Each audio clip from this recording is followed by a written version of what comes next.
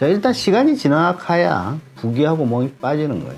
시간이 빼는 거고, 이게 제일 중요한 팩터인데, 이건 우리가 핸들링이 불가능한 팩터니까 일단 제외하고.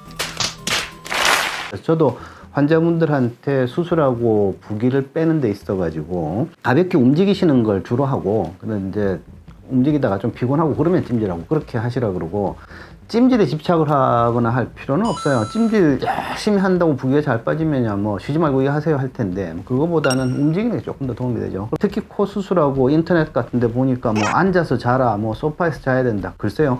자, 앉혀놓으면 중력 방향으로 물이 빠지니까 분명히 도움이 될 거예요. 자, 근데 글쎄요. 소파에서 자면 잠이 잘 안 오게 되죠. 잠을 잘 못 자면 더 붓게 돼버린단 말이에요. 그래서 경중을 따져야 돼요. 그죠?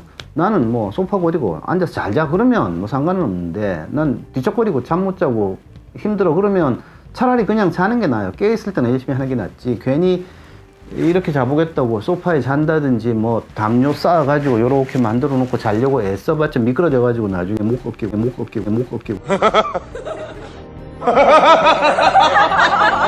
그래서 너무 막 부기를 빼는데 이렇게 해야 돼 하는 것보다 그 원리 정도를 아시고, 가볍게 움직이는 정도면 도움이 되고 중간중간에 내 찜질하면 되는구나, 그 다음에 뭐 병원 침대처럼 이렇게 돼 있지 않으면 그냥 집에서 잘 때는 푹 자고 그 다음에 아침에 일어나서 낮에 왔다 갔다 움직이면 부기가 지가 알아서 빠지겠구나, 이쯤으로 생각하시는 게 제일 낫겠죠. 그죠? 그래서 수술하고 부기를 빼는 데 있어가지고 그 정도가 도움이 되고, 자, 기타 글쎄 뭐 약사님들이 뭐라고 하실지는 모르지만 약국에서 파는 호박즙 뭐 이렇게 부기를 빼는 약재들, 솔직히 제가 알기로 근거가 있는 건 없어요. 하나도 없는 걸로 알고 있고, 뭐 그래서 저도 환자분들한테 수술 전에 이미 집에 어머니가 부기 빼는데 도움이 된다고 사놓으셨다 그러면 드시라고 그러고, 많이 새로 사야 된다 그러면 그게 쓸데없는 쓰지 말라고 그래요. 그래서 본인이 알고 있는 나 이거 먹으면 도움이 될 거야 라고 생각하면 뭐 드셔도 상관은 없어요. 몸에 나쁜 약들만 아니면. 그렇지만 뭐 부기 빼는 도움이 되는 특별한 뭔가가 있지는 않다고 생각하는 게 조금 더 진실에 가깝다고 생각을 해야 되겠죠. 뭐 그 다음에 수술을 하고 술과 담배, 이제 크리티컬한 이슈들인데, 자주 듣는 질문 중에 하나가 이제 술 이야기가 있는데, 뭐 다치고, 그죠? 술을 마시면 염증이 생기고, 이게 딱딱 떨어지는 거는 아니에요. 그죠? 뭐 다치고 꼬매고 술 먹어도 염증 안 생기는 사람이 대부분이에요. 사실 생기는 사람이 10명, 20명에 1명쯤 될 거예요. 그죠? 그렇게 되니까, 자, 코 수술을 하고 친구들을 만나면, 야, 괜찮아, 술 한잔 해도 괜찮아 라고 이야기하면, 안 돼, 나 수술해서 안 먹을 거야 하면, 뭐, 나도 먹었는데 괜찮아. 뭐 당연히 그렇게 되겠죠. 그죠? 자, 논리적으로 따지면 친구가 주는 술 먹었는데 염증 안 생길 가능성이 커요.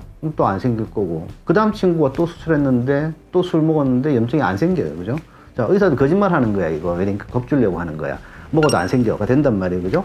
자, 그러다가 10명, 20명쯤 됐을 때 1명이 염증이 되면, 어떤 사태가 벌어지냐면 몽땅 다 끄집어내야 돼요.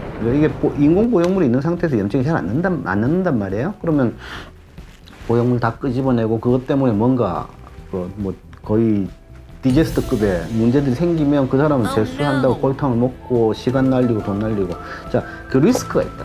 그러니까 리스크를 감안을 하면 굳이 위험한 짓을 할 필요 있느냐, 이렇게 계산을 해야 돼요. 그죠? 자, 그래서 뭐 한 달, 2달 동안 입에도 되면 안 돼 그러진 않아요. 그죠? 대부분 뭐 친구하고 앉아서 잠시 이야기하고 맥주 뭐 한 반잔, 3분의 1잔 정도 먹는 게 수술하고 2, 3주 지나서는 크게 문제 되지는 않을 거예요. 그죠? 자, 그렇지만 생기면 굉장히 위험하다고 생각을 하긴 해야 되는 거니까, 뭐 2달쯤 됐을 때, 오늘 2달 되는 날이니까 오늘부터 폭주 뭐 그런 거는 곤란하다는 거죠. 그죠? 그래서 가급적이면, 나는 수술한 지 얼마 안 됐으니까 조금 조심을 해야지, 특히 내가 여기 뭐 인공보형물이 들어있으면 조금 더 조심을 해야지, 이런 정도로 이해를 하면 되겠죠. 거기다가 뭐 컨디션이 안 좋다든지 수술 규모가 컸다든지 재술이라든지 하면 난 조금 더 조심해야 되는구나, 이런 식으로 이해를 하는 게 맞고요. 자, 담배 쪽은 글쎄 뭐 저도 담배를 피다가 이제 끊은 지가 좀 됐습니다만은, 담배를 원래는 뭐 교과서적으로는 수술하기 2주 전부터 끊고, 뭐 수술하고도 뭐 한 두어 달 끊고, 뭐 이런 식의 내용들이 많이 나오는데, 담배 피시는 분들한테 갑자기 한 두어 달 금연하라 그러면 뭐 그 정도 가능한 사람 같으면 담배 아예 시당초 피지도 않았겠죠. 그죠? 자, 그래서 담배는 술보다 영향을 적게 주는 건 확실한 것 같아요. 그래서 담배를 피시는 분, 죽어도 못 참겠다 이쯤 되면 개수를 최대한 줄이고, 최대한 참을 수 있는 만큼 참고, 뭐 이참에 끊을 수 있으면 끊으시고, 뭐 그런 식으로 이해를 하는 게 맞는 것 같아요. 그래서 술, 담배를 하면 반드시 염증이 되지는 않아요. 그죠? 그렇지만 만에 하나 되는 경우에 워낙, 그죠? 뒷감당을 해야 될 일이 너무 커지니까 가급적이면 그런 걸 조심하는 게 좋겠다 정도의 의견이 되는 거죠. 뭐 질문을 올려주시면 제가 답을 드리도록 할게요. 구독, 좋아요 다들 아시는 거죠, 그죠?